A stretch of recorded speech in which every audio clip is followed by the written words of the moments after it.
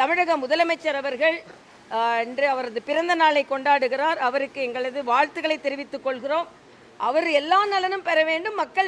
தமிழக மக்கள் எல்லாரும் நலனும் பெறுவதற்கு அவர் எல்லா நலனும் பெற வேண்டும். அதான் எங்களது ஆசையாக இருக்கிறது. அதே நேரத்தில் எல்லா அமைச்சர்களும் தங்களது துறையில் என்னென்ன பிரச்சனைகள் இருக்கிறது என்பதை தெரிந்து கொண்டு அவர்கள் பணியாற்ற வேண்டும்.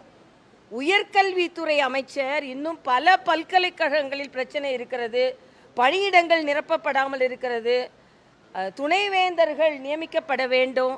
ஆனால் அவர் பாடத்தை பார்க்காம ஆட்டத்தை பார்த்து கொண்டு இருக்கிறார். இது மிக மிக கவலை அளிக்கக்கூடிய ஒன்றாக இருக்கிறது.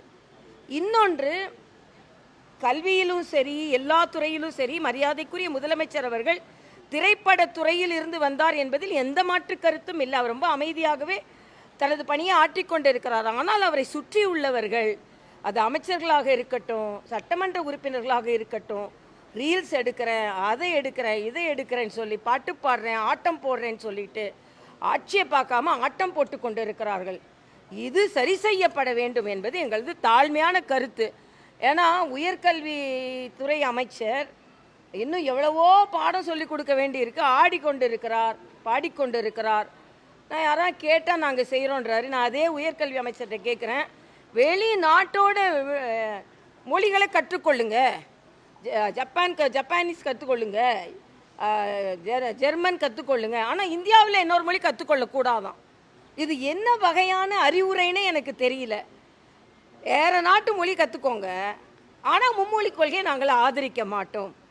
அதனால் இன்றைக்கி நீங்கள் பார்த்தீங்கன்னா PM ஸ்ரீ திட்டத்தை கேரளா போன்ற மாநிலங்கள் கூட பின்பற்ற ஆரம்பித்து விட்டார்கள். இதில் அரசியலை ஒதுக்கி தள்ளிவிட்டு எல்லாவற்றிலும் இன்றைக்கி மோடி அவர்களை பார்த்தீர்கள் என்றால் 7500 கோடி ரூபாய் பக்கிங்ஹாம் கால்வாய் கூவம் ஆற்றை சுத்தப்படுத்துவதற்கு 7500 கோடி ரூபாய் மத்திய அரசு போன வாரம் ஒதுக்கியிருக்கு.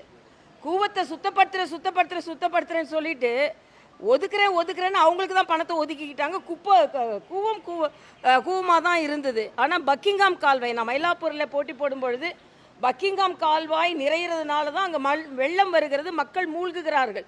அந்த பக்கிங்ஹாம் கால்வாயை சரி செய்வதற்கு மோடி அவர்கள் 7000 கோடி ரூபாய் ஒதுக்கி இருக்கிறார்கள். இவை எல்லாமே மத்திய அரசு மாநில அரசோடு இணக்கமாக செயல்படுகிறது என்பதுதான். நான் இங்கே வரும்போது கூட மரியாதைக்குரிய ஆளுநர் அவர்களை சந்தித்து விட்டு தான் வந்தேன். அவர் சொன்னார், மத்திய அரசு மாநில அரசின் வளர்ச்சிக்கு எல்லா விதத்திலும் உதவி செய்யும் என்ற உறுதிப்பாட்டையும் அவர் சொன்னார்.